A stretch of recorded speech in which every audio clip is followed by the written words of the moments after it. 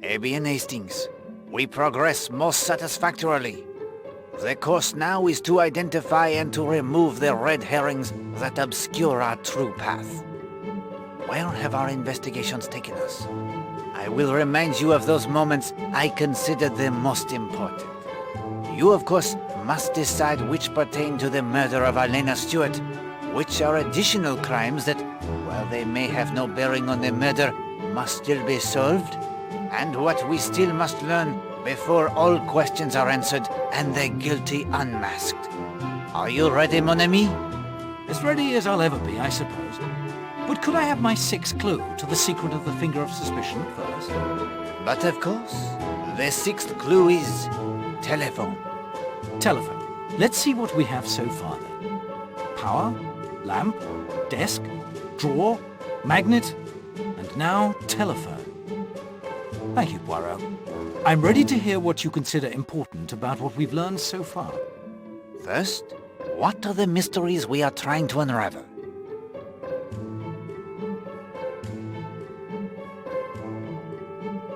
The murder of Arlena Marshall. Of primary importance. We will explore the possible suspects presently, but let us take a moment for motive. What are your thoughts on the reason Arlena Marshall was murdered?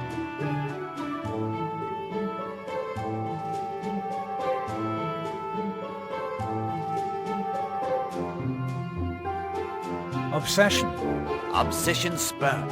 Can be love transformed to hatred in but a moment.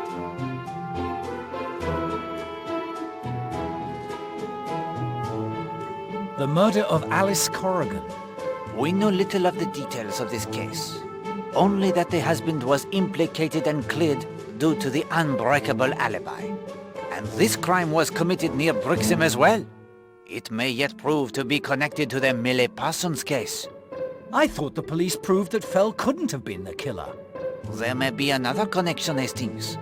Do not rule it out. The murder of Millie Parsons. We now know enough of the circumstances in the crime to point towards a killer with motive and opportunity. The anthropology instructor, Gideon Fell. And unless Mr. Fell is on Seadrift Island or in Leathercombe Bay in disguise, he is not a suspect in Arlena Marshall's murder. Yet there were several persons who either intimately or peripherally involved in the case on Seadrift Island. True, and 2 points remain to be cleared up. Can you name them?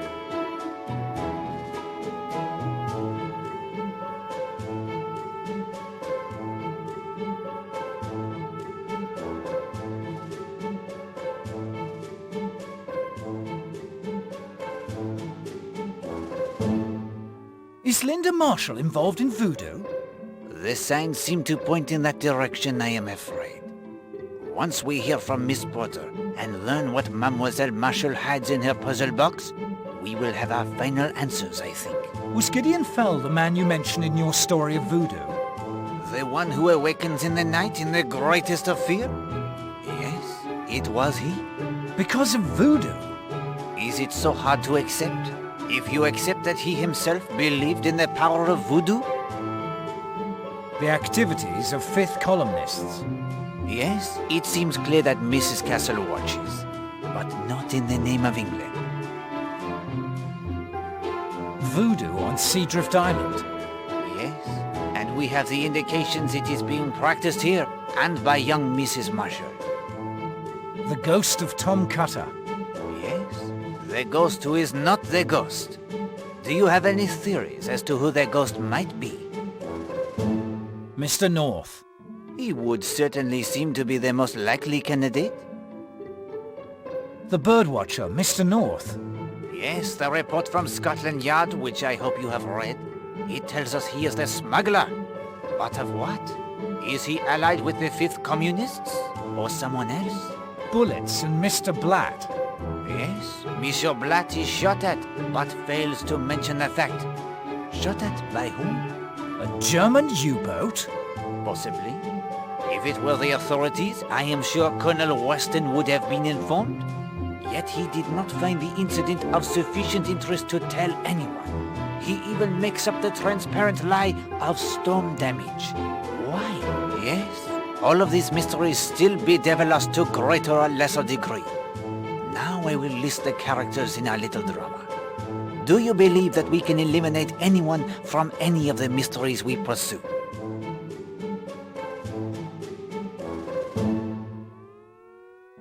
All of the above. Excellent!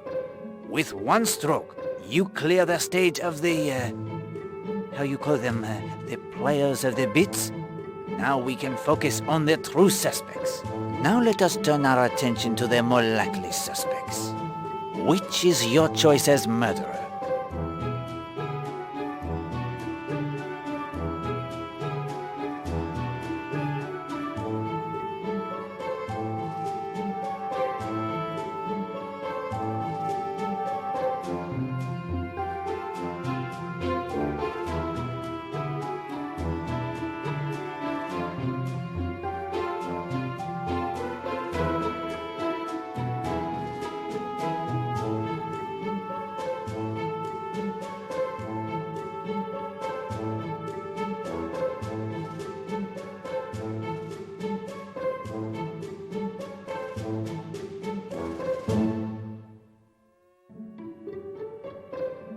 Kenneth Marshall. The jealous husband? Even the cool customer like Captain Marshall may have the fires that burn deep inside. And there's the money motive too.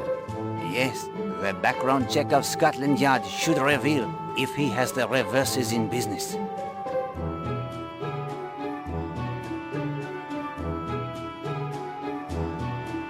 Stephen Lane. A man so consumed by his zealotry, he has lost his position as a minister of God? The religious fanatic is indeed a man who could be driven to take it upon himself to personally destroy the evil he sees.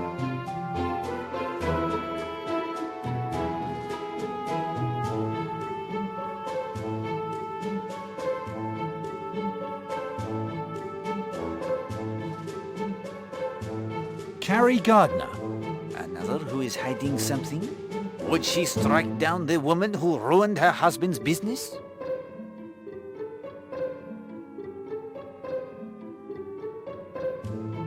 Patrick Redfern. Again, an obsession that Alena Marshall has decided to end? The lover spurned? Yet where is the opportunity? His movements are witnessed by many, including myself, until he set off in the rowboat with Mademoiselle Brewster. Major Barry.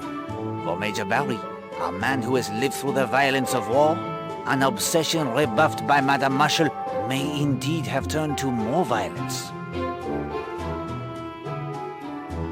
Horace Blatt. It is true the man has secrets.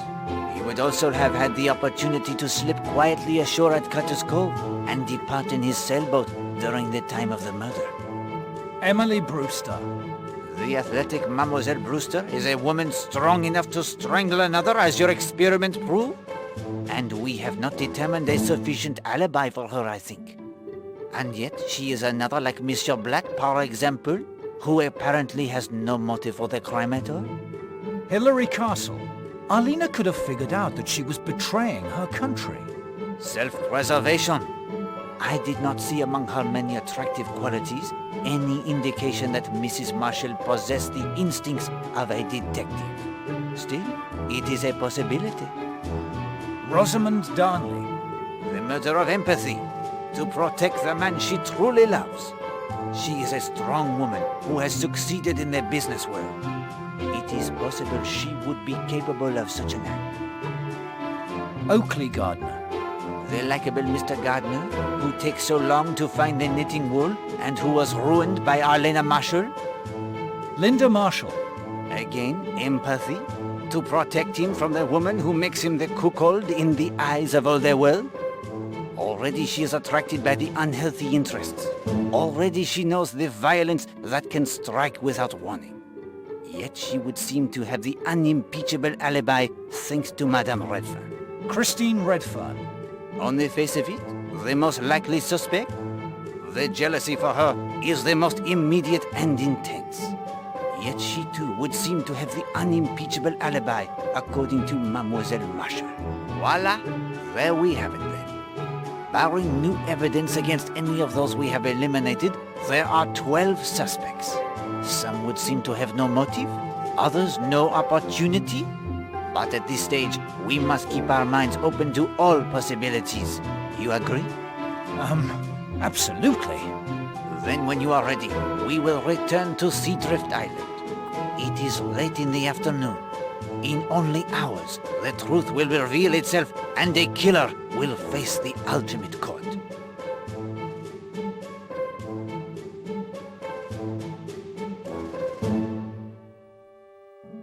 Well, Hastings, how does your investigation go?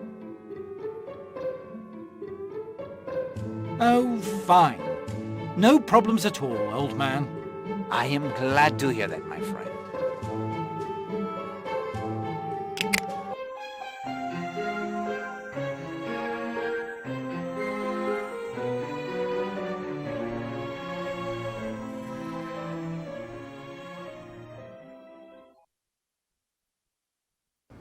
Hastings, we are agreed Mrs. Castle may, as you say, attempt to do their bung? It would be wise to make sure she does not destroy the evidence against her. Time for a raid on the safe. Précisément.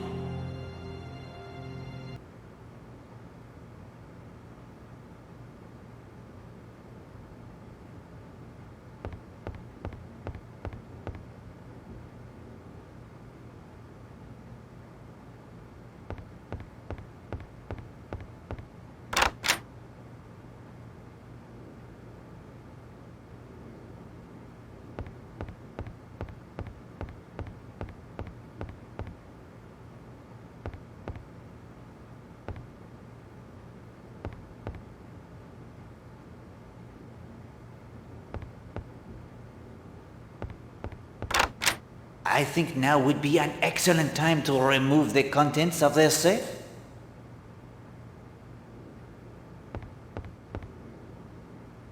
A solidly built safe that needs a key to open it.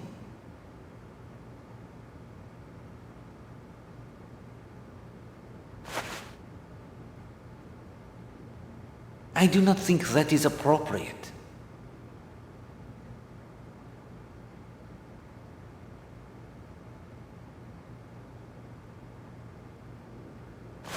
Oh, that does not make sense. But the signal lantern, it is missing. Why?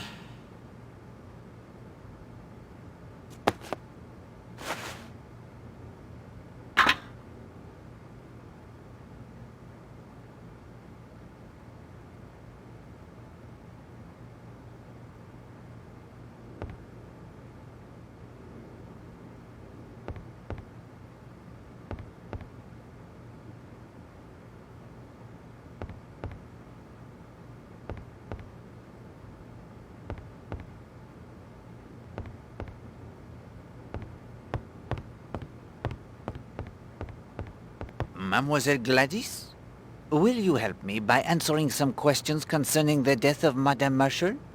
Oh, yes, sir. I'll help if I can. You were on this floor cleaning all morning? Yes, sir. Just like every day. Clean, clean, clean. Did you see Captain Marshall at all this morning? Yes, sir. He came up to his room not long after 10:30. I heard the sound of his typewriter a little later. When was that? Oh, I would say about 5 minutes to 11.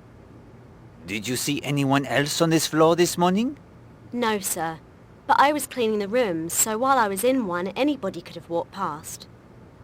You cleaned Mademoiselle Linda Marshall's room? Yes, sir. As always. Did you do the fireplace? There wasn't anything to do, sir. There had been no fire lit. And there was nothing in the fireplace? No, sir. It was perfectly all right. Do you recall who had the late bath this morning? Late bath? Oh, I know what you mean. I remarked to Mrs. Castle only a little while ago. I said that it was funny someone was having a bath. It was nearly 12 o'clock. And who was it who had the bath? That I couldn't say, sir. I heard the water going down the waste pipe. That's all. And that's a clue, is it? Of the utmost importance. Did you perhaps notice a bottle missing from any of the rooms? A bottle, sir? What kind of bottle? No, Hastings. The glass bottle found at the bottom of the rocky bath. No, sir. I don't think I've ever seen that bottle before. Thank you, mademoiselle. You may resume your duties. Yes, sir? No more jars to open? No. That is happily all in the past.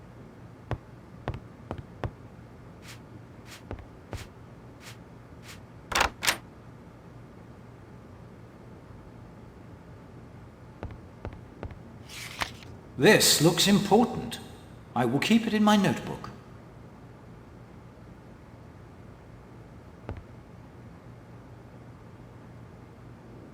This is certainly significant.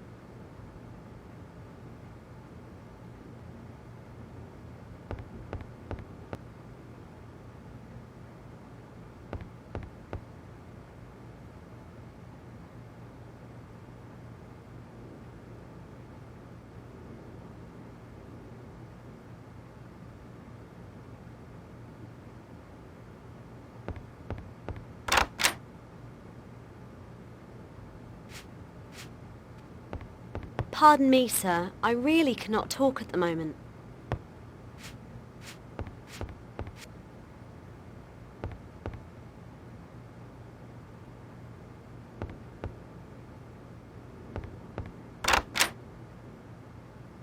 This room belongs to Mr. Blatt.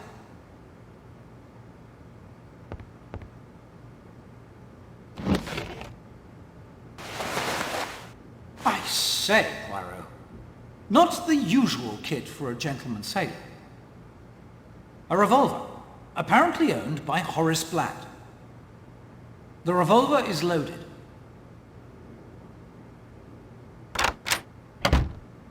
What's this? What are you doing in here? I have been charged with investigating the murder of Elena Marshall.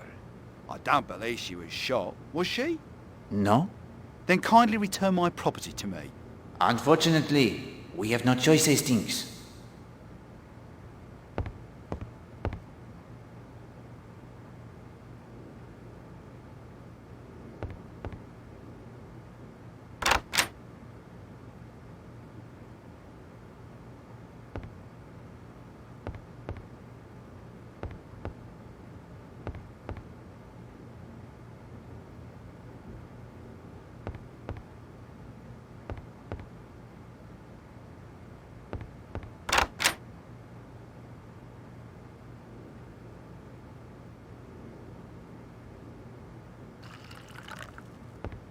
Monsieur Redfern, may I impose upon you again? Of course, Monsieur Poirot. My nerves are a bit steadier now. Monsieur Redfern, how long had you known Elena Marshall? 3 months? I understand you met casually at a cocktail party? Yes, that's how it came about. Captain Marshall tells me that you and his wife did not know each other well. That's not exactly true. I saw a fair amount of her one way and another. Was your wife aware of your friendship with Madame Marshall? I believe I mentioned to my wife I'd met her. But she did not know how often you were seeing her? Perhaps not. Did you arrange to meet Madame Marshall here? I suppose it's no good my fencing with you now. I was crazy about the woman. Mad. Infatuated. Anything you like. She wanted me to come down here. I would have agreed to do any mortal thing she liked. Did Madame Marshall return your regard? She pretended to. But I think she was one of those women who lose interest in a man once they've got him body and soul. See here, I've told you the truth. But how much of this has got to be made public? If it all comes out, it's going to be pretty rough on my wife. I know. I may sound like the worst kind of hypocrite. But the real truth is, I care deeply for my wife. The other? It was a madness. Kind of idiotic fool thing men do. But Christine is different. She's real. Badly as I've treated her, I've known all along that she was the person who really counted. I wish I could make you believe that. But I do believe it, monsieur. Have no doubt that I do believe it. Was Madame Marshall afraid if her husband learned the truth? She was a bit nervous, yes. I'm not sure I'd go as far as to say afraid. Was there talk of marriage between you and Madame Marshall? No, never. Arlena was perfectly satisfied married to Marshall. He's a well-respected businessman. She never saw me as a possible husband. I was just one of a succession of poor mutts. Just something to pass the time with. And yet knowing this did not alter your feelings for her? No. Had you an appointment with Madame Marshall this morning? No. We usually met on the beach. Were you surprised not to find her there this morning? Yes, I was. Very surprised.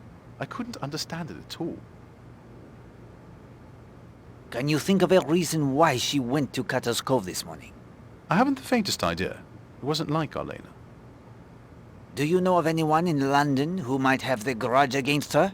Honestly, I can't think of anyone. Do you know anyone with the initials J.N.? J.N.? You mean Jimmy Nash? Tell me about him. Well, Jimmy was just one of the crowd. A photographer. Took a splendid picture of Christine and me, as a matter of fact. But now that I think of it, I did hear he and Arlena were an item at one time. Haven't seen much of him lately. I'd heard he got himself into some sort of trouble over money. He just dropped out of sight. Monsieur Poirot, if there aren't any more questions, I think I'd like to be with my wife. Of course, monsieur. I think you will find that she would like that as well.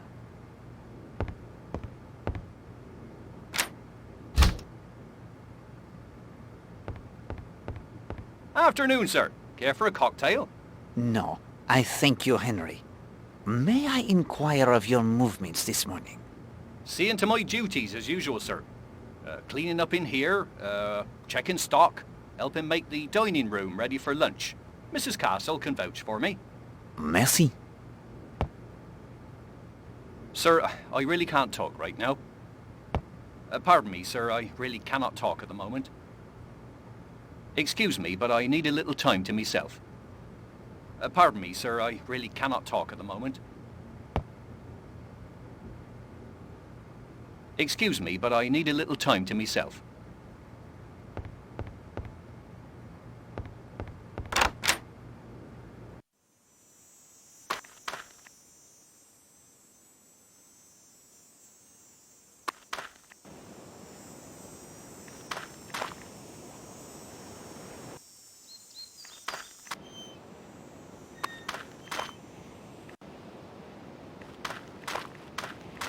Poirot, is it true?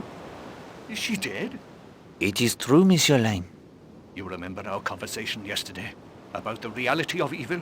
Colonel Weston has put me in charge of the investigation. There are some questions I therefore must put to you. I understand. Will you tell me of your movements today? Willingly. Well, thanks to you, I spent a delightful day hiking over to St. Patrick in the Coombe. Started off round 8. The church is about 7 miles from here. A very pleasant walk up and down the Devon hills and valleys. I ate those sandwiches in a spinney. I visited the church. Oh, it has some fragments. Only fragments, alas, of early glass. Also, a very interesting painted screen. Did you see anyone? The vicar or the verger? No, there was no one about, and I was the only visitor. It's a very remote spot.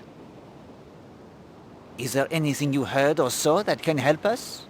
All I can tell you is this, that I knew as soon as I saw her, that Arlena Marshall was a focus of evil. She was evil. Since Eve, woman has been man's downfall. She can drag him down to the level of the beast. Arlena Marshall was a woman such as Jezebel and Aholibah. Now she has been struck down in her wickedness. No, not struck down. Strangled. Strangled, Monsieur Lane, by a pair of all too human hands. Monsieur Lane, why were you forced to leave your church in Brixham? I told you. I became ill. Press him, Hastings. Now!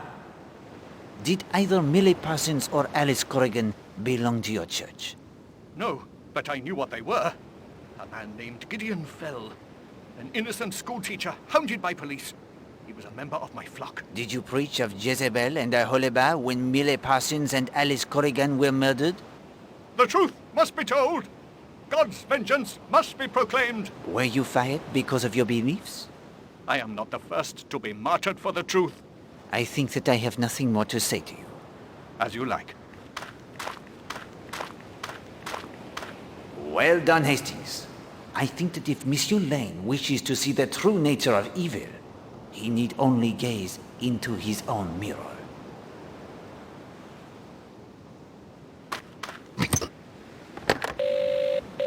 Hello? Need the sea tractor, do you? Yes, please? On me way. What a lot of police going back and forth. I guess it's true then. Murder's been done. I heard it was that actress lady, Arlena Stewart, who died. Good to have that Colonel Weston in charge. He'll soon get to the bottom of things. And I brought over Dr. Neasden as well. He does the autopsies at the hospital in Kingsbridge. Hard to believe that such a thing could happen here. I don't think there's been a death on the island since Tom Cutter was hung 3 centuries ago.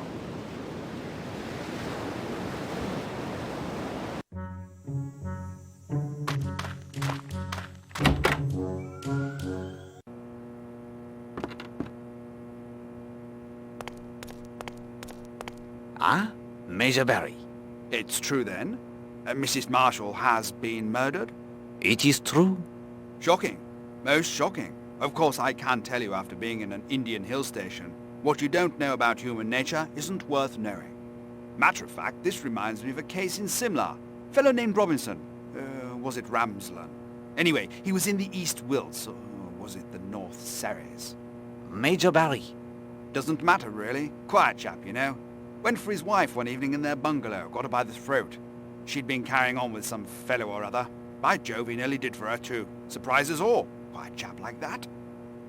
You see an analogy to this case? Well, that is to say, never said anything about Marshall. Quiet, but a thoroughly nice chap. Wouldn't say a word against him in the world. You were not at the hotel today? No, wanted to do some telephoning. The post office here isn't very private, so I drove over to Kingsbridge. Had a bit of bother with the motor earlier on, but young Jenks patched it up, so off I went. Almost ran down that fool cat and dog on my way up the high street. You were quite taken with Mrs. Marshall, were you not? You know I was, man. Have the decency to let that drop, will you? It is a case of murder, Major Barry. Poirot does not let anything drop. What time did you leave? Just before 10. What time did you return? Only just now. The drive? It is that long? Well, no. Bit embarrassing for an old campaigner like me, but I got lost. These confounded lanes, twisting and turning all over the place. Damn confusing part of the world. Did you speak to anyone in Kingsbridge? Want me to prove an alibi, eh? Saw about 50,000 people in Kingsbridge, but that's not to say they'll remember seeing me. Was there anything else? Can you think of anything else? Nothing. I'm out of it. Right out of it. My motor car is running like new, Mr. Jenks. Thank you. My pleasure, Major. Thanks to you, Mr. Poirot. I found a winch handle for you. What do you want with a winch if you haven't a sailboat? One must start somewhere, my friend. Like a ride to the island? No, merci.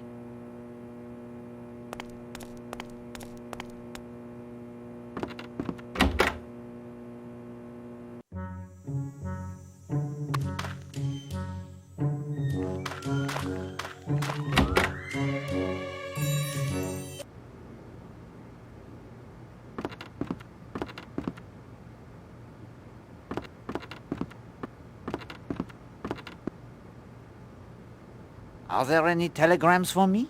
I'll just check. Of course, sir.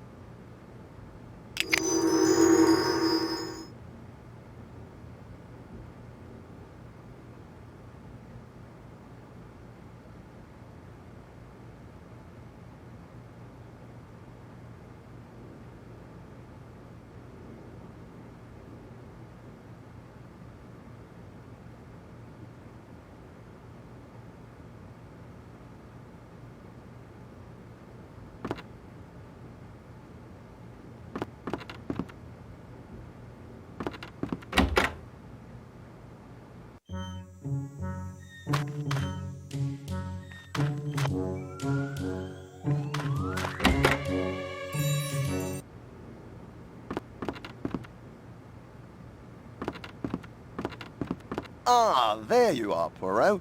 What can I do for you? Do you have the background checks on the suspects? Yes, here they are. Any news on Jimmy Nash, the photographer? I haven't received the report yet, but your inquiry got Scotland Yard very excited about something. I will be curious to hear what they find. Thank you, monsieur.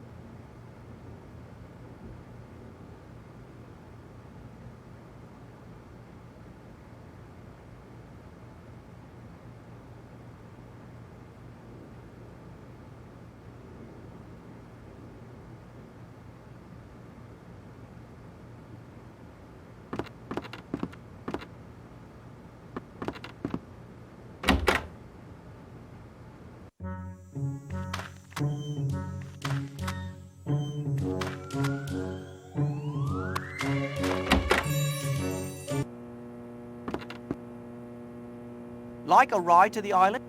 Yes, please. Let's be off then.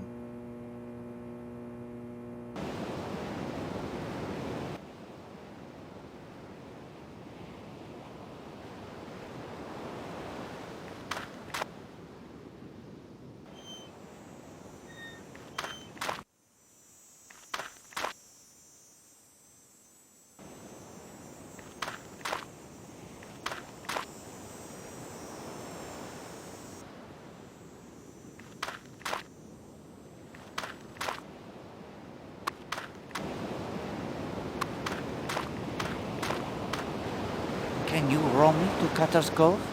Mr. Poirot, after your efforts to find Millie's killer, I'll row you any time you like. You need only ask me. Climb in.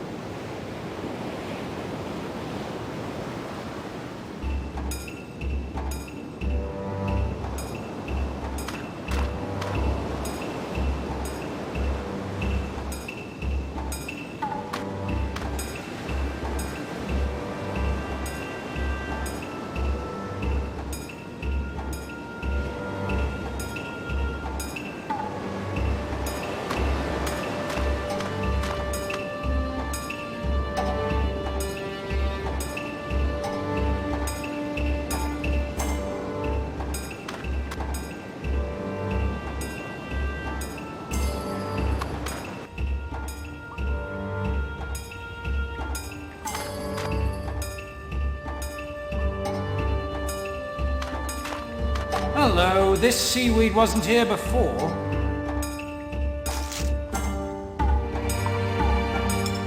A sandwich to you.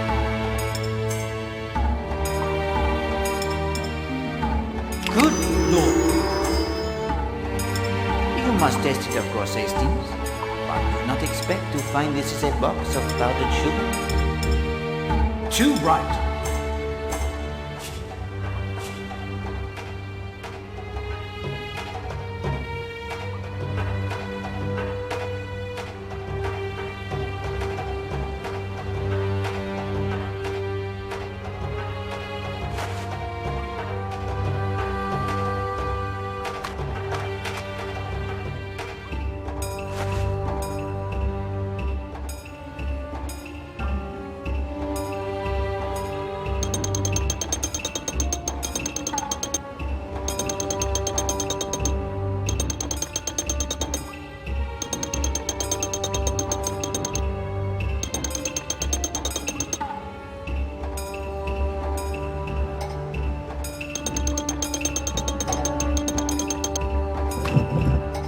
Hidden passage.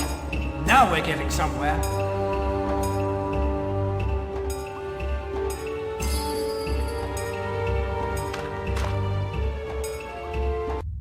For heaven's sake, it looks like an army has marched through here. Poirot, the invasion. I think not, Hastings. These are not the footprints of many men, but of one man only, passing here many times.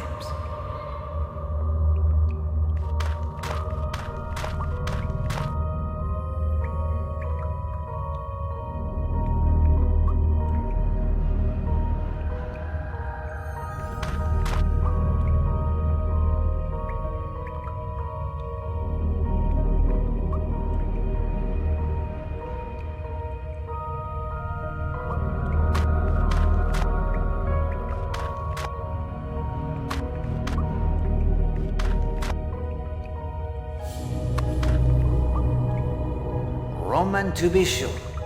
Just think of the history these stones have seen, Hastings.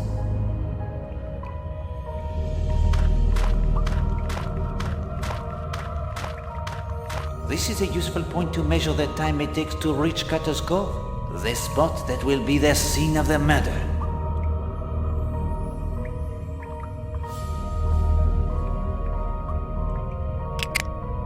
From the monastery ruins to Cutter's Cove via the tunnel, it is 11 minutes.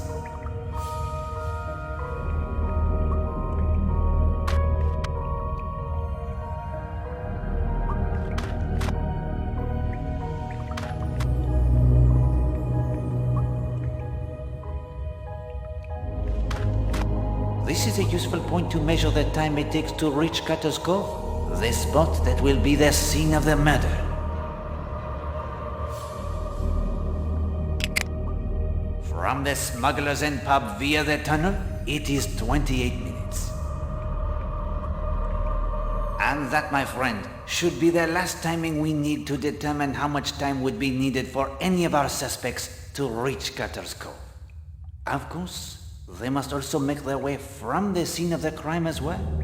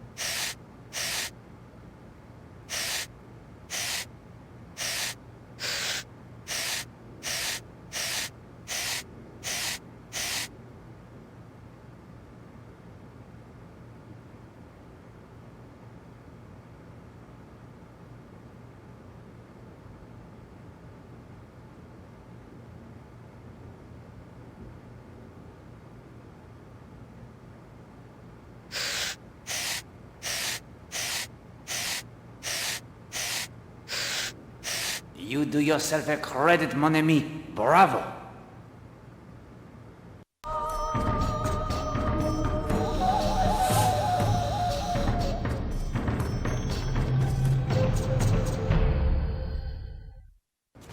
A discovery of significant importance.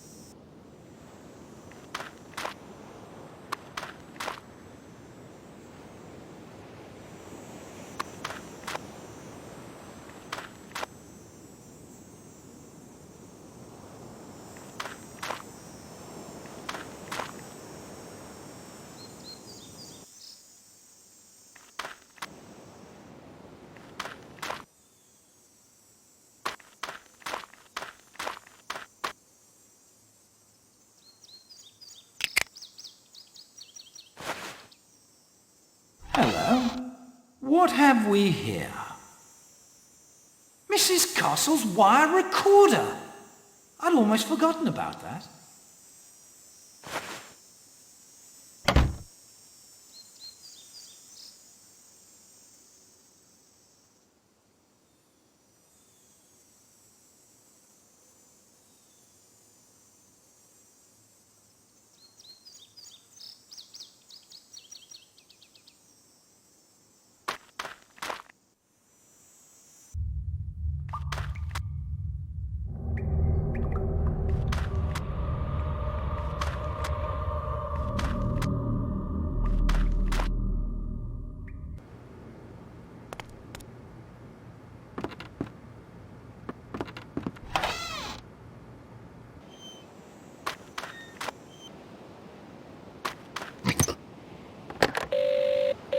Hello?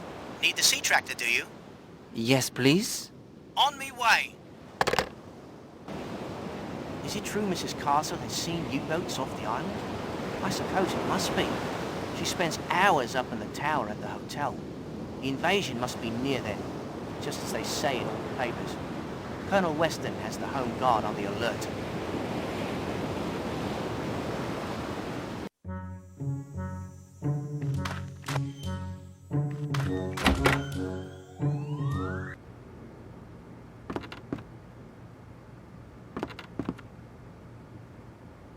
May I help you, sir? No, merci.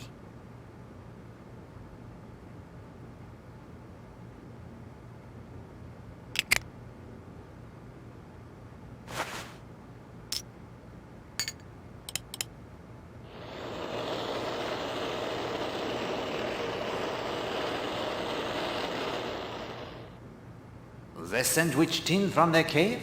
It contains heroin, beyond any doubt.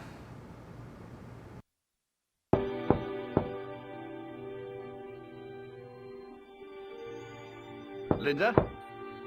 Linda?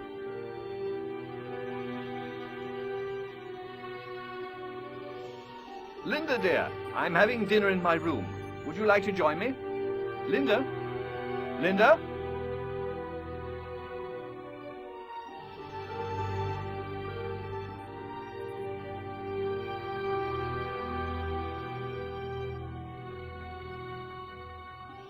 Good Lord, Linda!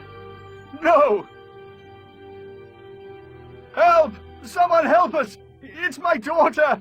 Please!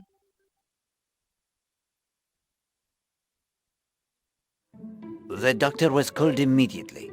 Mademoiselle Marshall's stomach was pumped. It was a near thing, but she was saved. Thank God. The trial was purchased for her, of course, not her stepmother. Yes, she is caught between two worlds, Hastings. Not the real world and the supernatural, but childhood and adult. We have seen how she played up to Will Jenks.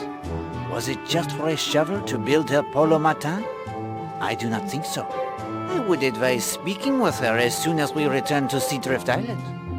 You must learn if anyone attempted to goad her into it, whether all of the items we discovered in her fireplace were put there by her, and above all, you must try to put the poor child at ease. She didn't kill her stepmother, and then try to commit suicide in remorse?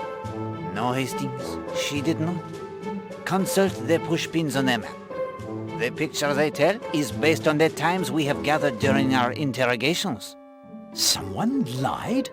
Hastings, you may expect a murderer to lie. Oh, right you are. Of more importance is that someone thinks they have told us the truth. Time to unmask the murderer? No, my friend. The smugglers of the heroin must first be apprehended. They are the last obstacle that stands between you and their true secret behind the murder of Elena Marshall. For them, a small trap must be laid. And so, what do we know of the smugglers? Tell me who you think is involved.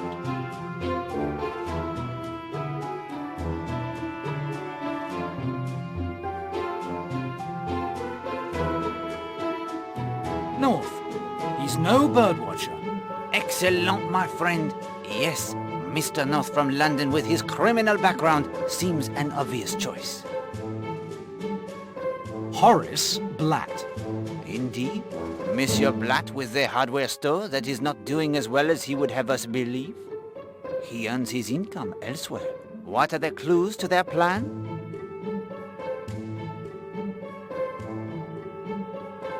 The color of Blatt's sails. Red and white. Oui, bien. What do they signify?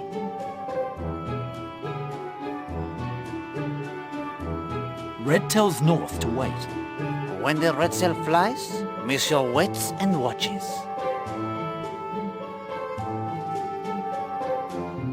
White tells north the heroine is ready to be picked up. Exact. That is when North makes his move to collect it. The murder. It throws the plans of Monsieur Blatt and Monsieur North into disarray. They dare not retrieve the sandwich box from the scene of the murder, with so many police tramping about. So, we know 3 things which will help us capture them. The first, they assume the heroine is still where Monsieur Blatt hid it in the cave, for no outcry has been raised. Second, once it is in their possession, the safest route off the island will be back through the tunnel they have used so many times before. And third, we have the means to stop them in their tracks. What do we possess that Monsieur Blatt must need most desperately to navigate the tunnels beneath the island? The compass. You have it, my friend. The compass is necessary to navigate the maze of tunnels. We have found the broken compass of Monsieur No. Only the compass of Monsieur Blatt remains. And how can we render it useless?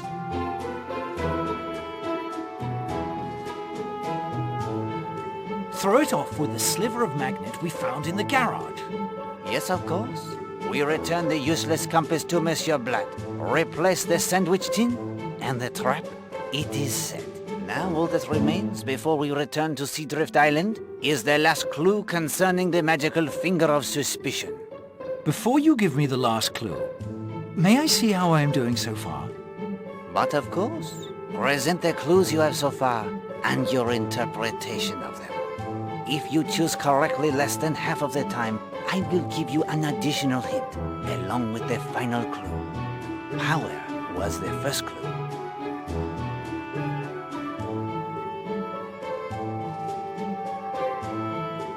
The thing is powered by electricity. A good beginning.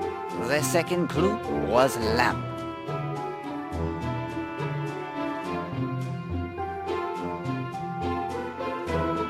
The finger of suspicion is powered by the same circuit as the lamp. Yes. If the lamp was not on, the finger of suspicion will not point. The third clue, it is desk.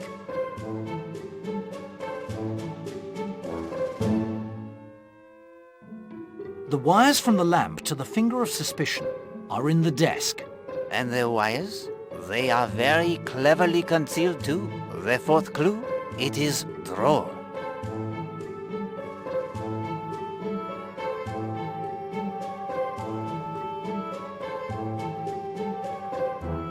You close the drawer every time you operate the finger of suspicion. Your observation does you credit. The power it runs through the desk. The drawer, it is a logical choice for the switch to turn the machine on and off.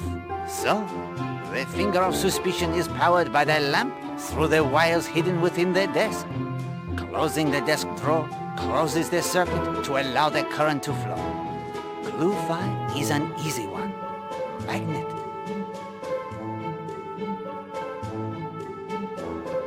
The finger is controlled by a magnet you hold. The magnet? It is here in my ring. There is a magnetic switch embedded beneath each of the oracle-like pronouncements. If the circuit is complete, a single movement controls the finger and the switch is thrown. The finger then comes to rest there.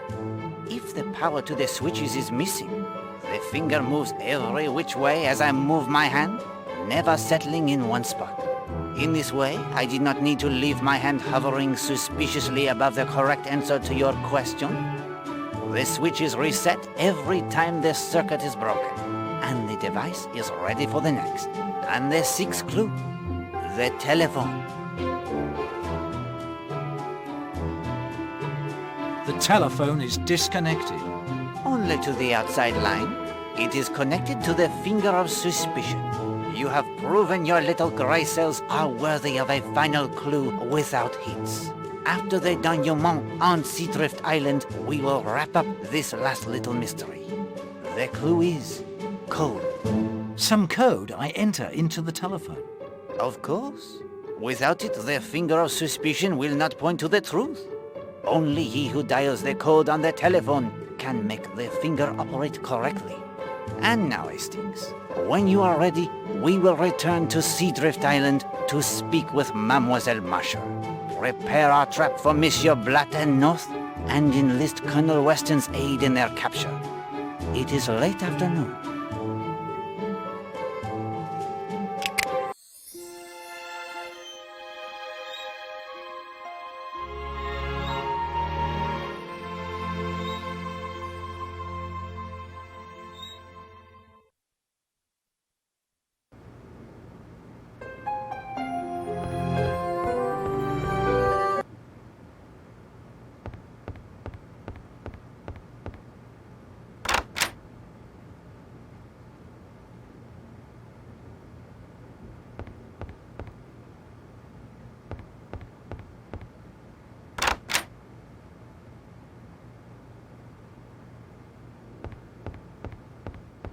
Mademoiselle, it is good to see you looking so much recovered.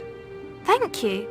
Captain Marshall, it is necessary that I speak with your daughter in private. I can't allow that. She's still too weak. It is of the utmost importance. No. Monsieur Poirot, I know what you want to speak to me about. I should like my father to remain. Are you certain? Yes, Daddy. Let Monsieur Poirot ask his questions. I need to answer, and you need to hear the answers. Very well, Linda dear. Monsieur Poirot? Mademoiselle, it is not true that you liked your stepmother. No, I loathed her. She ignored me. That was all right.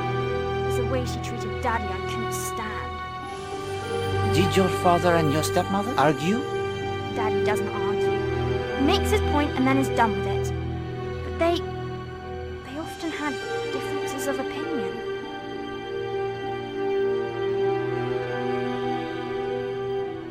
At school, you believed an instructor killed Millie Parsons.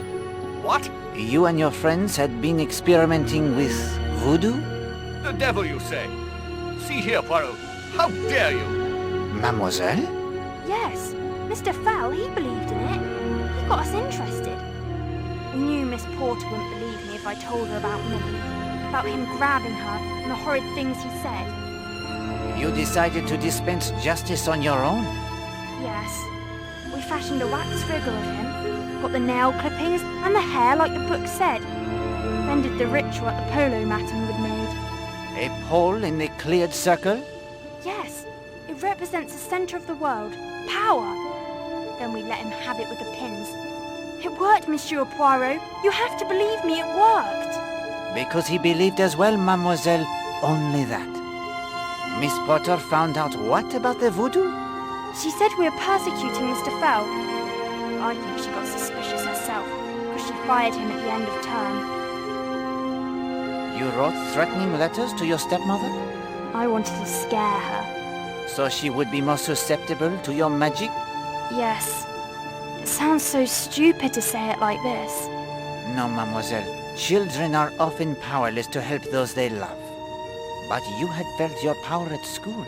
Is it not so? Yes, you're right, I did. I thought I could do something to stop her. And I stole Rosamond's typewriter and hid it in Mrs. Redfern's room, so she would be blamed for the notes. That was wicked, I know. You created another doll. This morning early, I went out to the monastery ruins and performed the ritual again. Je vous ai battu, je vous casse, je vous maudis. Then I came back here and burnt everything. A little later, I heard she was dead. Don't you see? I thought it had worked. Just like with Mr. Fell. But I didn't want her dead, not really. I just wanted her out of our lives. Forever. Linda dear. Oh, my child. I'm so sorry. Mademoiselle, did anyone tell you to take your own life? No, it seemed the only thing I could do. I will list for you the things I have found. All right. The book of voodoo rituals, the key to the monk's door behind which you hid the wire recorder, the stick pin in the hat with some wax still adhering to it, the hairbrush, the melted wax in the fireplace, human hair burned in the fireplace, green fabric burned in the fireplace. That is all, I think. But hang on, that's not right. Something? It is missing? No, that green fabric. I have no idea where that came from. I didn't burn that. Do you see it, Hastings?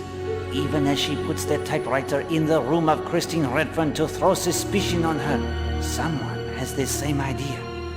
As I say, the pieces of green fabric that do not match the hat of Mrs. Marshall are a significant clue.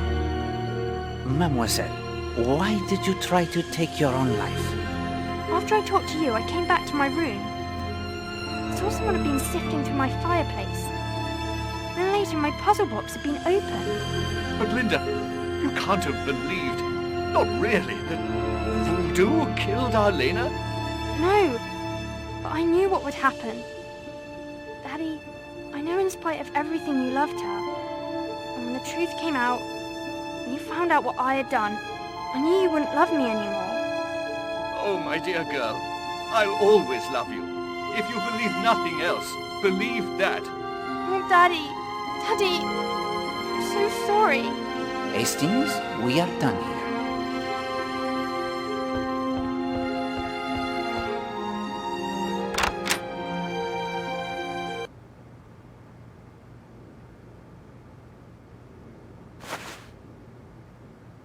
I am sorry, mon ami, but I do not believe that course will help you.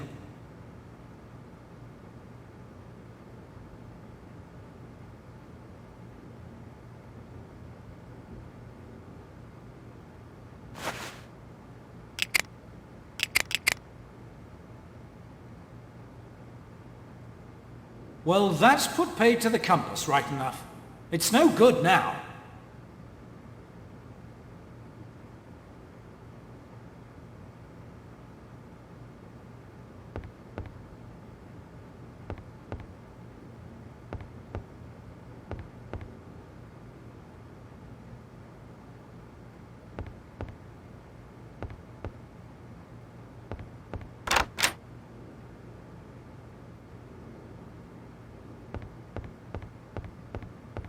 Here is your compass, Monsieur Blatt.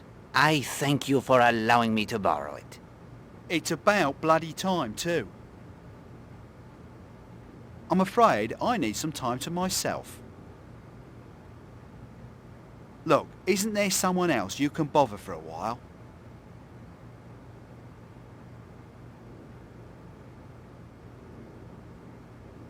I have a lot on my mind right now. Please leave me be.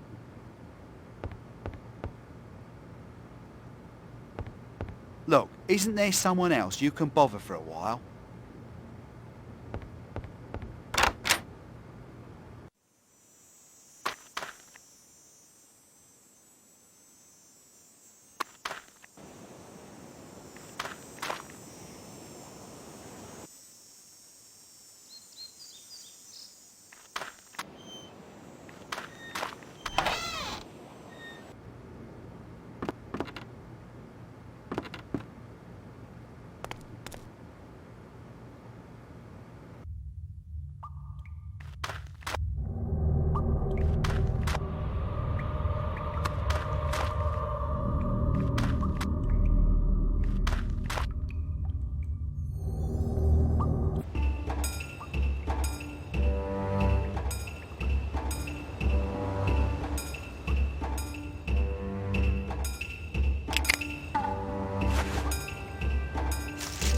Cheese is in the trap.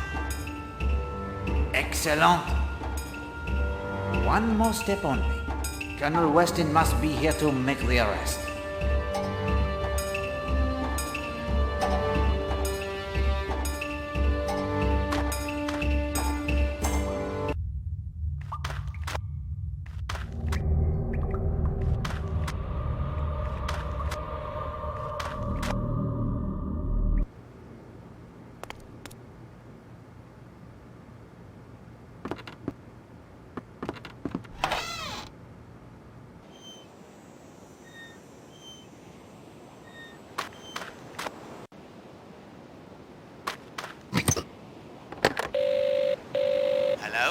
Need the sea tractor, do you? Yes, please. On me way.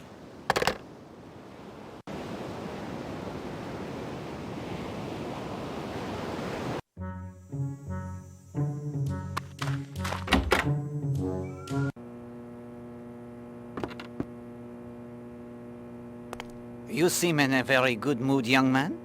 I'm about to make 10 quid, and won't Gladys be pleased. What is the source of your good fortune? It's the funniest thing. One of the guests at the hotel is paying me to help play a joke on somebody. I'm to lay off the island this evening in my motorboat, and when he signals from the hotel tower, I'm to pick him up and run him over to Thurlestone. It's a surprise for someone, but I don't know any more than that. We must learn more, Hastings. Who is paying you? Oh, I can't tell you that, sir. I gave my word, and he wouldn't pay up if I said. When is this joke to take place? I've no idea. I'm just to wait off the south side of the island until I see a signal from the tower. Then I head into Cutter's Cove and pick him up. The lantern missing from the safe. It is now explained. Is it far to Thurlestone? Oh, no, sir. Just a short run across the bay. Easiest money I've ever made. And what is the signal? Oh, sir, I'm not sure I can tell you that.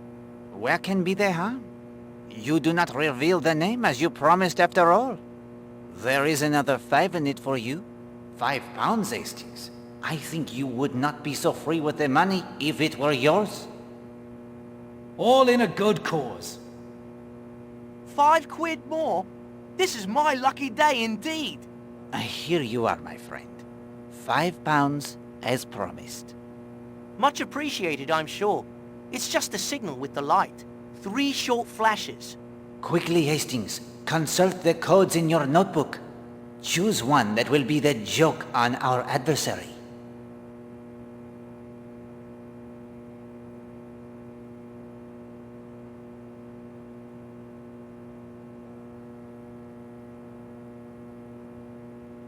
Three long.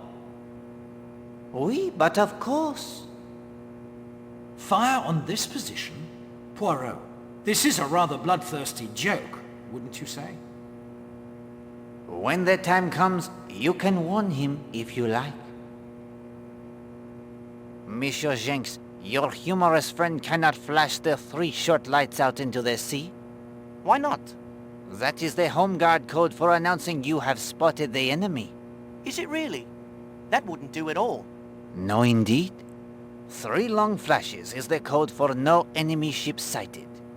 3 long flashes. Got it. No harm done. I have plenty of time to warn him.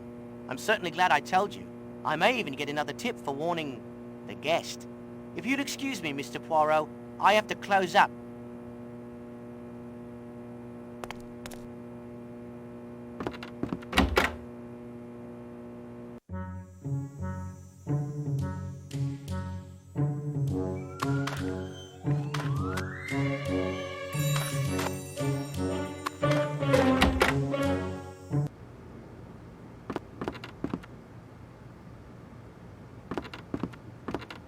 Hello, Poirot. Have there been any new developments? I'll say. What of Mrs. Castle?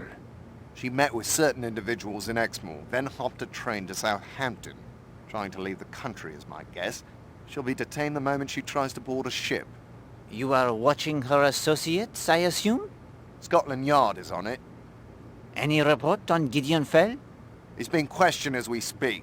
I hope to have some information before the night is over. What of Monsieur Jimmy Nash? Nothing yet, Poirot. Scotland Yard has promised to bring through sometime tonight. It is time to clear up our remaining mysteries. I need your help. Anything. Your men must watch the causeway and stop anyone who tries to leave. My men will be ready. Anything else? We must settle this business of the heroin. Tell me what you need. Accompany me to Cutter's Cave. I'm ready to leave when you are. What else? We are ready to return to Cutter's Cave.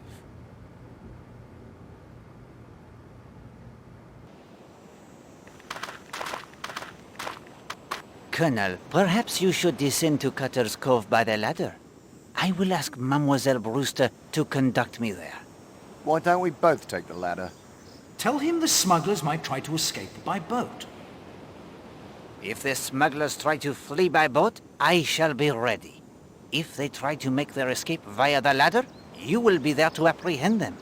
On my way. Thank you, Hastings. You appreciate my suspicions of the ladder. The sea, it does not appear too rough? Poirot, you can't fly to Cutter's Cove. Fly? No, no. Flying is not for Poirot.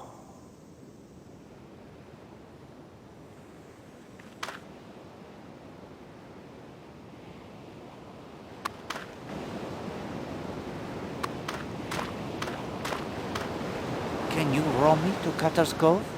Mr. Poirot, after your efforts to find Millie's killer, I'll row you any time you like. You need only ask me. Climb in.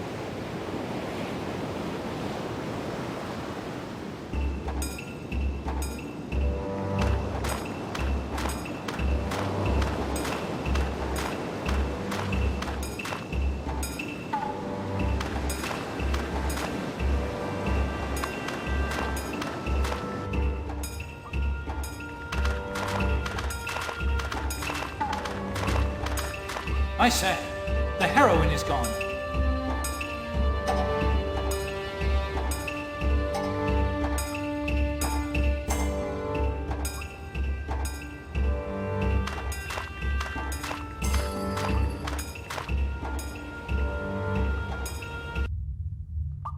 We can't leave by boat, and your bloody compass is useless. I don't understand it. Compass worked fine before I loaned it to... Oh, hoaxed it, did you? I am afraid so. Clever, aren't you? Oui? May I borrow the compass once more? I guess you've earned it.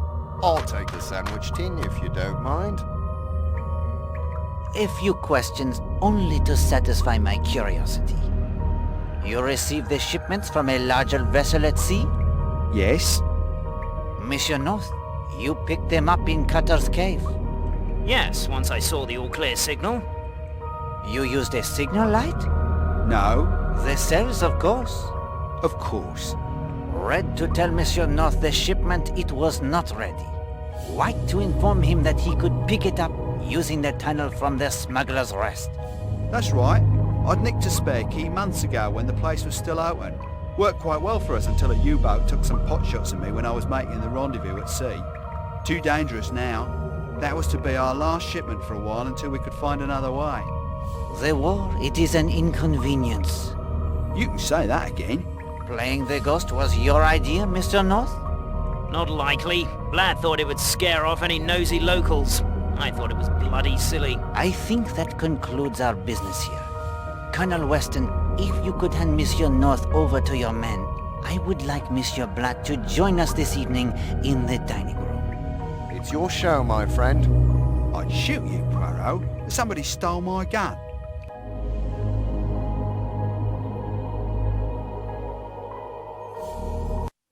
Eh bien, Hastings.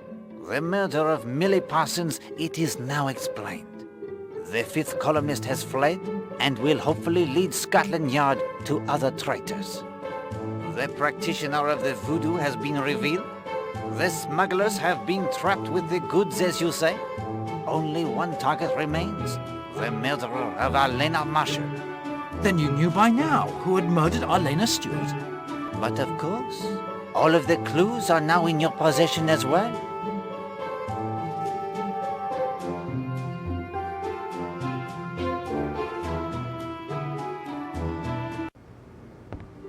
Hastings, the time it has arrived. The crowning glory of any case. That sublime moment when the spotlight shines down. A hush descends upon the audience, and all eyes turn to Poirot. Tonight, however, the stage, it shall be yours. Some will listen in relief, others in anger at what must be revealed. And some will listen in fear as the net of truth slowly, inexorably tightens about them. Now, one thing only before we begin.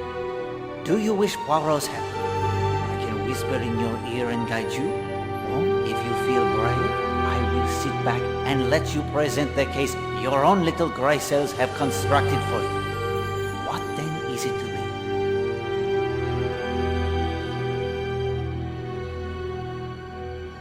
I'd like to give it a try on my own. I salute you, my friend, and wish you bonne chance. Well, that is to say, Hastings, pull yourself together. You wanted to present the summation on your own. Get on with it. Yes, mesdames et messieurs, we are gathered here to learn the facts behind the death of Elena Marshall. Two matters I will touch on briefly first. Mrs. Castle, our hostess, will not be joining us. She has fled the island, carefully shadowed by the police. Good God, man. Do you mean to say she murdered Mrs. Marshall? No, none at all. But for some time she has been in the employ of this nation's enemies. Rest assured, she will be arrested the moment she leads the police to her co-conspirators. Also, Monsieur Horace Blatt and a day tripper by the name of North have been taken into police custody. What's he done? He was arrested with a considerable quantity of heroin in his possession. Blatt murdered Mrs. Marshall, then? No. Fifth columnist? Drug smugglers, as I recall, Mr. Blatt. You thought this a rather dull place for a holiday. And now we must turn our attention to murder. In order to understand the crime, it is necessary to separate the clues to its nature from the many red herrings that obscured our path. Once that is accomplished, we are left with the truth. Let us begin with the comparison of two bottles. The two bottles I compared were, of course,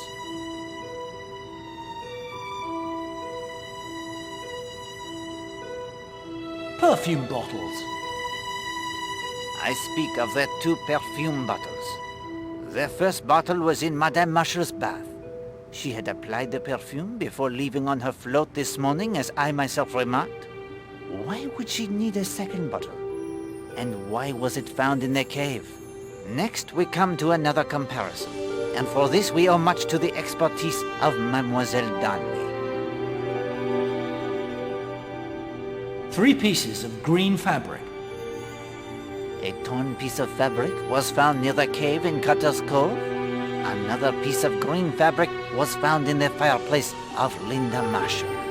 They appeared to be the same fabric as that of Madame Marshall's hat. In fact, Mademoiselle Darnley was able to tell at a glance that neither was the silk from the hat. I will now turn to another curious incident of this morning. Someone threw a bottle from the hotel balcony. It narrowly missed Mademoiselle Brewster. Why dispose of an unneeded bottle in such a fashion when there are convenient dustbins? The contents of the bottle was also surprising.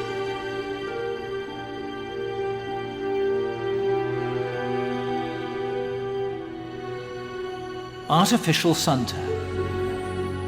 Testing proved the bottle it had contained artificial suntan. But the weather, it has been most agreeable. The sun, it shines every day. Who would need such a thing? Then there was the contents of Madame Marshall's flask.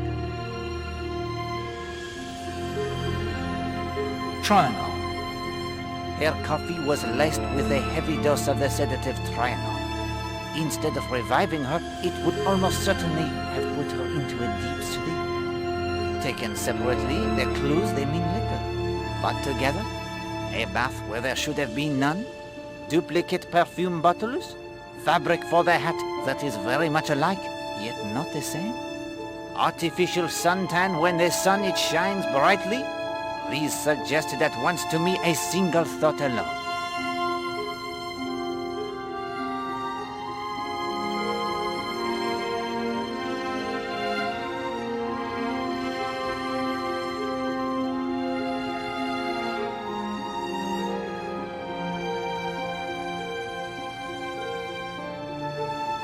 Someone wanted to impersonate Elena Marshall.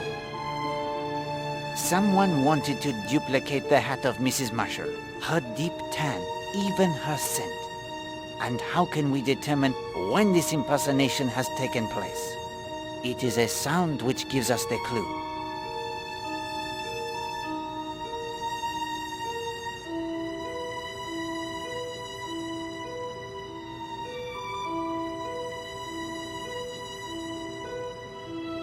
the sound of running water. An odd thing, that running water. It was heard both by Poirot and the maid Gladys Narracott. It was very late in the morning for someone to be taking a bath. And as I observed when I had occasion to use my own bath yesterday at an unusual hour, the sound, it is very noticeable in a quiet hotel. Why would someone need to run a bath so late in the morning, if all had already risen and breakfasted? Poirot's shoes begin to fit you, Hastings.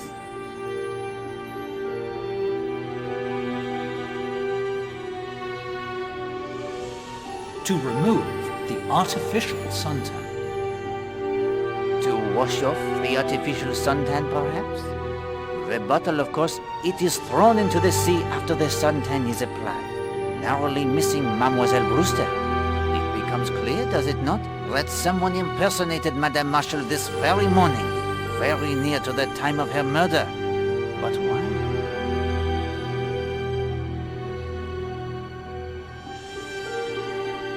To provide an alibi for the murderer. Précisément.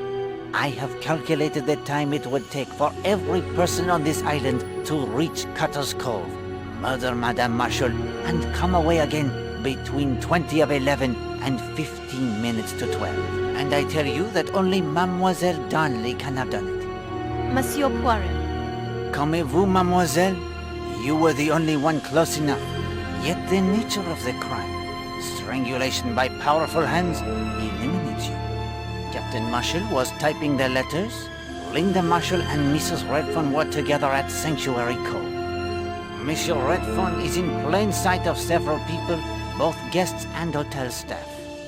Mrs. Castle tends to her duties. The Gardiners were together above the bathing beach, except when Monsieur Gardiner goes to fetch the knitting wool. Despite Madame Gardiner's apprehensions, he would still not have had enough time to do the deed. Mademoiselle Brewster swims, converses with Poirot and Rose. Monsieur Black sails, Major Barry gets lost, Monsieur Lane hikes. What about the tunnels? Ah yes, they're tunnels. They would certainly allow someone to reach Cutter's Cove undetected if their secret were known. But they do not make the trip there any shorter. Whether you travel from the Smuggler's Rest to Cutter's Cove, or the monastery ruins to Cutter's Cove via path or tunnel, the time it is almost the same. And without a compass, you may rest assured the trip would be much longer. The method of murder? Strangulation by a powerful pair of hands. Only a man or a strong woman could have done it. It is true, there is a woman in this room who could have done it. Mademoiselle Brewster. Forgive me, mademoiselle. Not at all. I believe in keeping fit. This fact helps us to eliminate Madame Castle, Madame Gardiner, Madame Redfern, Mademoiselle Darnley, and Mademoiselle Linda Marshall as the strangler. Strangulation, yes. A method of murder seen before in Devon. A schoolgirl named Millie Parsons. A housewife named Alice Corrigan. One murdered only a few weeks after the other earlier this year. One of these murders is connected only slightly to the death of Arlena Marshall. But the perpetrator of the other is far more intimately involved.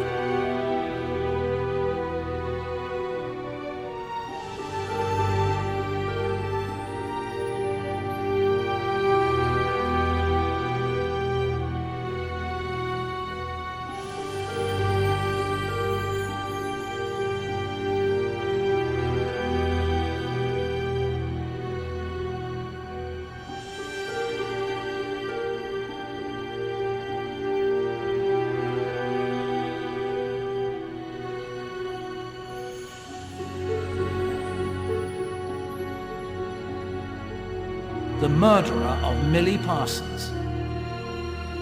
No, Hastings. The murderer used strangulation to link the second death to Millie Parsons. There was no more connection than that. My job at the War Office isn't this hard. Colonel Weston informs me that the killer of Millie Parsons has been arrested and has confessed. A teacher named Gideon Fell. What? At last. The murderer of Alice Corrigan. Alice Corrigan and Alena Marshall were murdered by the same man. How does Poirot know this? The unbreakable alibi. The primary suspect in Alice Corrigan's murder also had the unbreakable alibi just as we face here. An alibi based solely on time. Corrigan, the husband of the murdered woman, was apparently aboard a train when she was killed. Yet in that case, all a certain young lady hiker by the name of Elizabeth Stride must do is give the time when she discovers the body at least 20 minutes before Alice Corrigan actually died. The husband has time to alight at the station, kill his wife, and be gone before the police they arrive. Note how the alibi, it is worked precisely the same. And here? Here the clue that demolishes the false alibi in the murder of Alena Marshall is her stepdaughter's watch. No, Poirot, you're wrong. Linda's watch keeps perfect time. If the watch of Linda Marshall it did not keep the perfect time, I might have forgiven certain testimony as an honest mistake. But there was no honesty about it. It was a deliberate lie.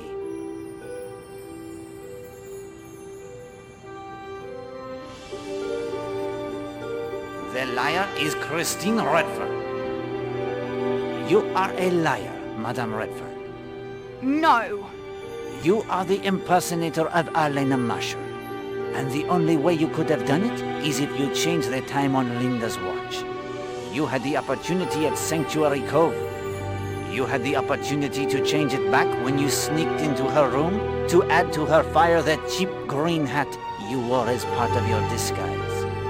But how could she change the time on my watch when I was right there at the cove? Mademoiselle, it was easy enough. Turn the watch back 20 minutes the first time you go into the sea. Then ask what time is it as you prepare to go into the sea once more. The watch, it says 15 minutes of 12. But of course, it is in reality only 25 minutes past 11. She is already dressed in the white bathing suit like Alena's. The green hat, it is concealed in her sketch bag. And the suntan was applied much earlier, now concealed by the clothes she wears to protect her from the sun. At 11:20, Madame Redfern, she hurries to Cutter's Cove, a journey of no more than 15 minutes. I have timed it myself.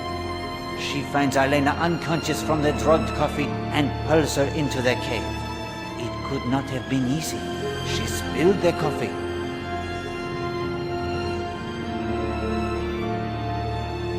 Tore her hat.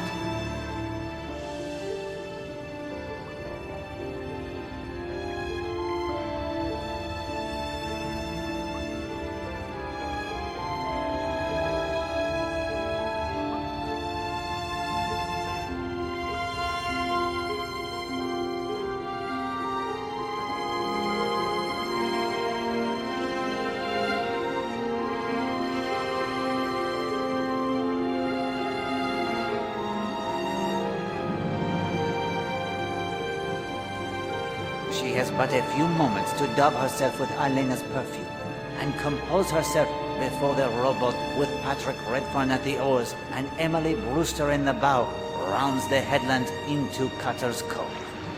The time, it is precisely 11:40.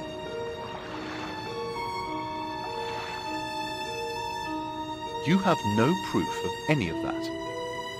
Why would she do such a thing? She loves you, Monsieur Redfern, as you love her. Have I not agreed it is so? Mr. Poirot, you're saying that the woman I saw lying there was Christine Redfern and not Alena Marshall? Oui bien. A little play artfully contrived for your benefit. Each step you were led. Each step you thought you saw what you were supposed to see. Then after you left to go get help,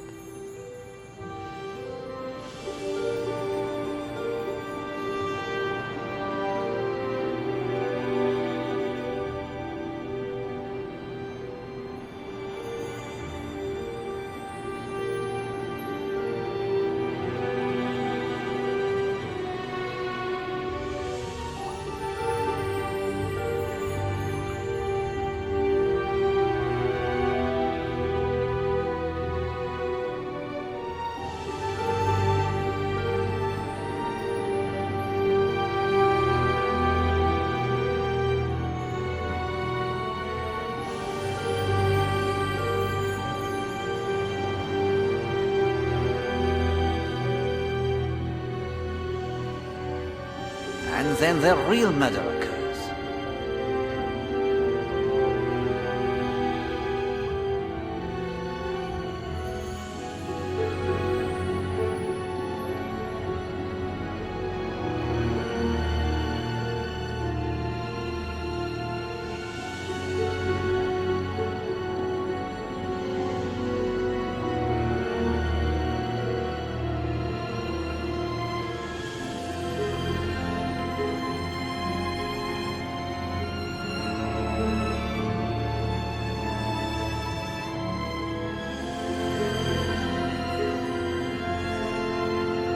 Now, of course, it is truly 15 minutes of 12. Madame Marshall has the time to wash away the artificial tan, change his clothes, and arrive for her tennis rendezvous. Monsieur Poirot, I am sure everyone will agree that I might have had a motive to kill Arlena, but not Patrick. You think I believe in your jealousy, mademoiselle? When your husband, if he is indeed your husband, loves you and you know it to be true? No. The true motive lies in two documents. Letter from Arlena's solicitors.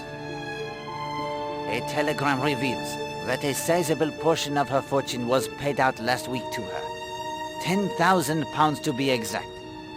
Do you know anything of this, Captain Marshall? First I've heard of it. Letter from J.N. A letter from a former admirer named Jimmy Nash gives us an insight into Mrs. Marshall and her relationships with a certain kind of man.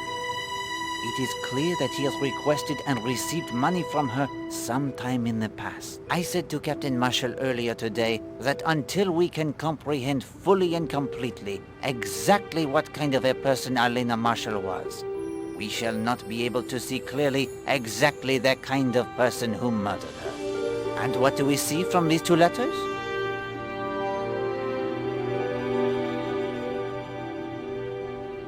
Arlena was taken advantage of by men she was attracted to.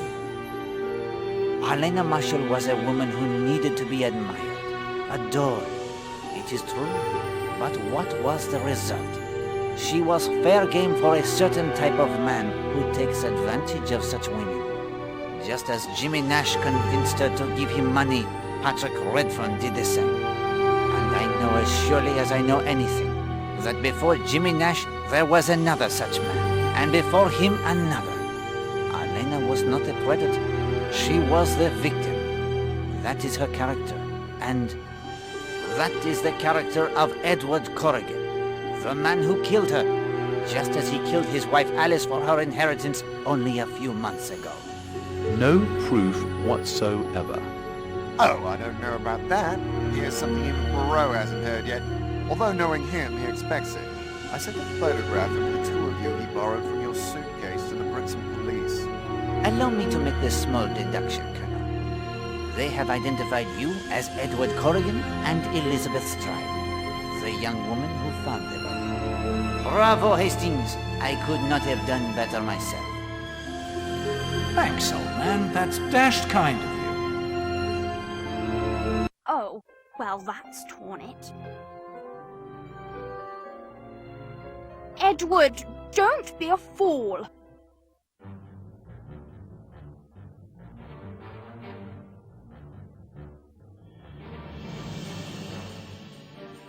Say, that looks like my revolver. You can go quietly to the noose if you like, my dear. I have other plans.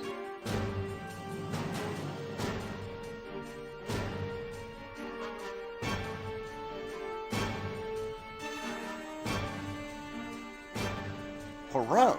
Shouldn't we chase after him? Poirot does not chase.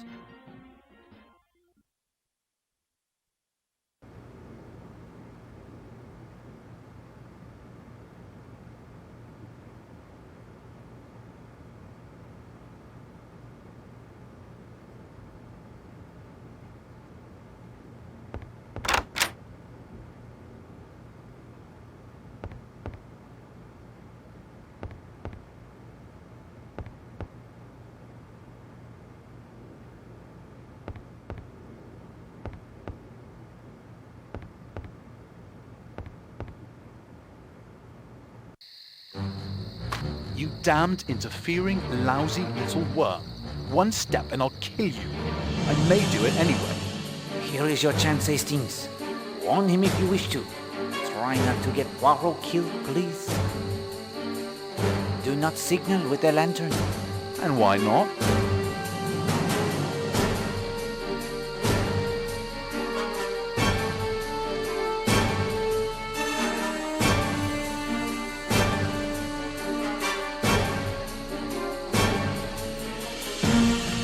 I told young Monsieur Jenks the lie. What has Jenks got to do with it? That is Madame Castle's signal lantern you stole from her safe that she used to signal the U-boats. I too found the lantern in her supermarket. I told Monsieur Jenks that still long flashes of the light is safe. But it is the code to fire on the signal. I expected you to try and block my escape, but I'm no fool. You're bluffing. It is no bluff. Sorry, you greasy little foreigner, but I just don't believe it. Very well, Hastings. We can go.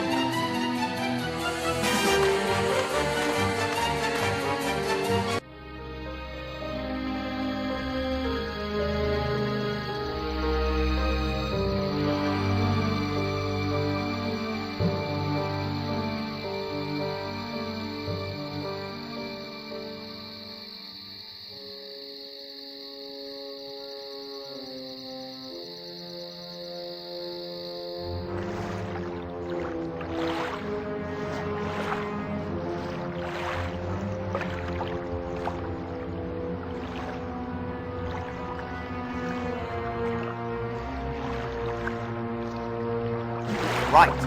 That's the signal.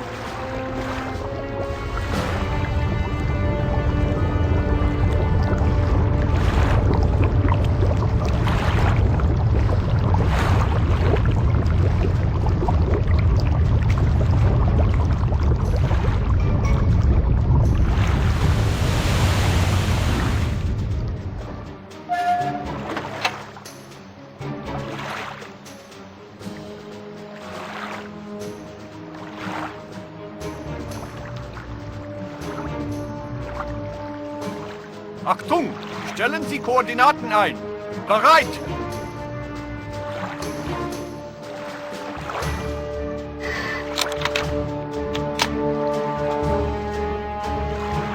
Ziel!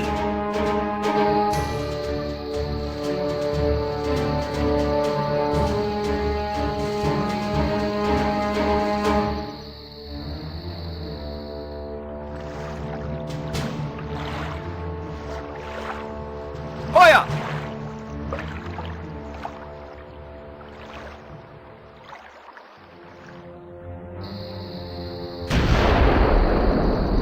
Hell.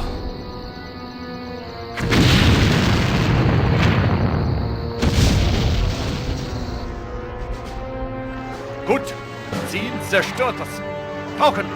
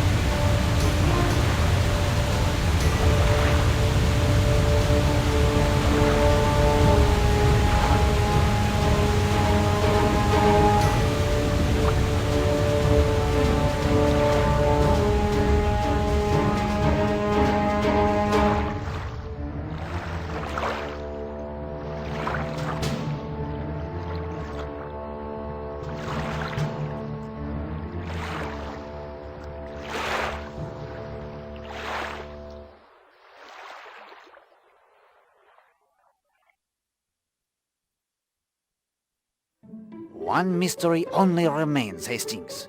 You have the clue. Code. What is then the code that allows someone to control their finger of suspicion? When you think you have the answer, tell me and we shall see what we shall see.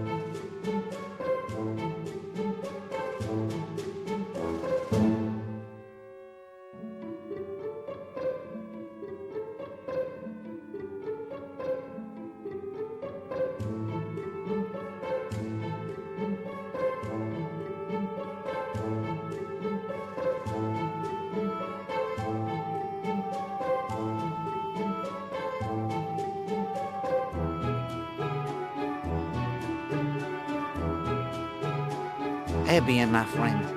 If you think you have the code, dial it into the telephone.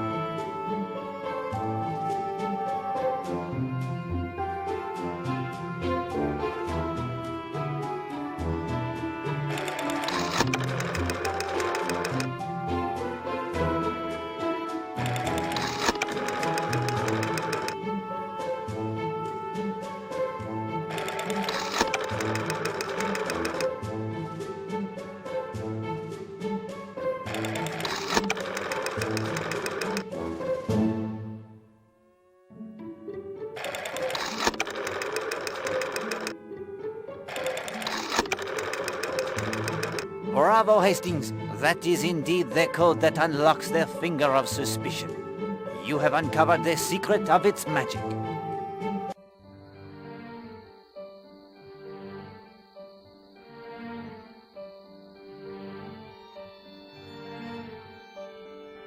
The case, it is now complete, my friend.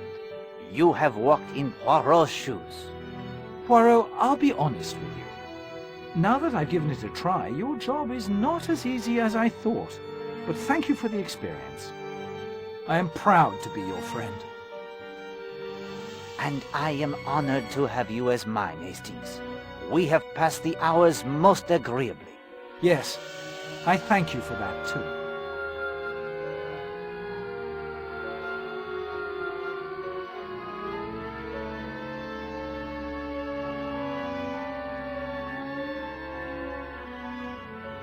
I'm sorry, old chap. I should trot on over to the War Office, I'm afraid. And so, one mystery solved, and another, even greater, begins. Don't you worry.